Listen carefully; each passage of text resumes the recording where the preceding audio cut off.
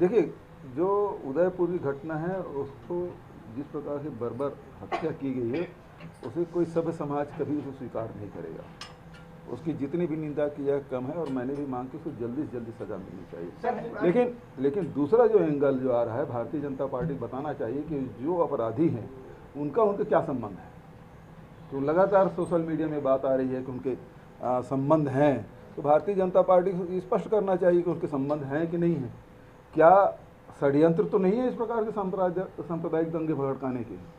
ये एक एंगल है कि लोगों को ध्यान भटकाने के लिए इस प्रकार से दंगे कराओ, तो उसके पीछे षड्यंत्रकारी कौन है, एक इनके किनके साथ संबंध है, ये एक जांच का विषय है। मैं तो रेल मंत्री से भी बात किया, यहाँ ट्रेनिंग शुरू करो, और जब सांसद चुने गए हैं और केंद्र का मामला है तो इन लोगों को बात करनी चाहिए, प्रदेश की जनता के हित में उन लोगों को रखना चाहिए। आज ट्रेन है वो गरीब लोगों के लिए सबसे सस्ता ट्रांसपोर्टेशन है। जो काम 15 रुपये में होता है वो 1500 रुपये लगता है। यदि टैक्सी किराया करके जाएंगे तो महंगा पड़ेगा। तो गरीब लोगों के, मध्यम श्रेणी के लोगों को आने जाने में दिक्कतें हो रही है और महंगा हो रहा है। ट्रेन भी बंद कर दी है भारत सरकार।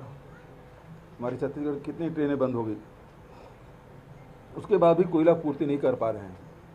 तो इसका मतलब ये है कि उनकी रणनीति असफल रही है, और कोयले की पूर्ति के लिए अब ये है कि विदेशों से कोयला लाने के लोग कर रहे हैं, जो बहुत महंगा कोयला है, 17-18 हज़ार रुपया प्रति टन के हिसाब से लाएंगे, तो बिजली फिर महंगा होगा।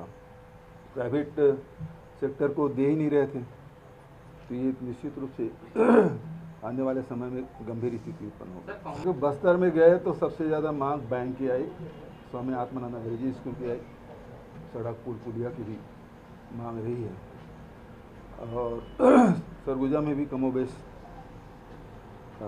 वही स्थिति कि जो पुल पुलिया नहीं बन पाए हैं उसके सड़क की, और स्वामी आत्मानंद अंग्रेजी स्कूल, बैंक, इसकी भी मांग ज़्यादा रही है। ट्राइबल कमिश्नरी है, लेकिन दोनों जगह के भौगोलिक सामाजिक परिस्थिति अलग अलग है, लेकिन दोनों जगह आर्थिक रूप से पहले से बेहतर स्थिति पिछले सरकार की अपेक्षा। किसानों के आय में वृद्धि हुई है, मजदूरों के, महिलाओं के। सबसे ज़्यादा जो मुझे खुशी मिलती है, जो महिलाएं स्वावलंबन की ओर आगे बढ़ रही है, तो उसके चेहरे में जो आत्मविश्वास दिखाई पड़ता है, वो सबसे बड़ी विशेषता है।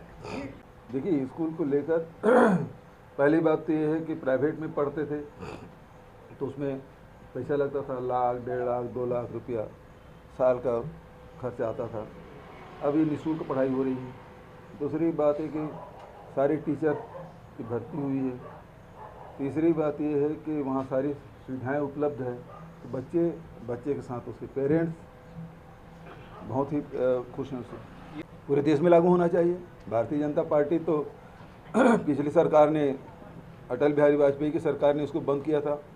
राजस्थान गवर्नमेंट और हमारी सरकार छत्तीसगढ़ में हमने ओल्ड पेंशन स्कीम लागू किया।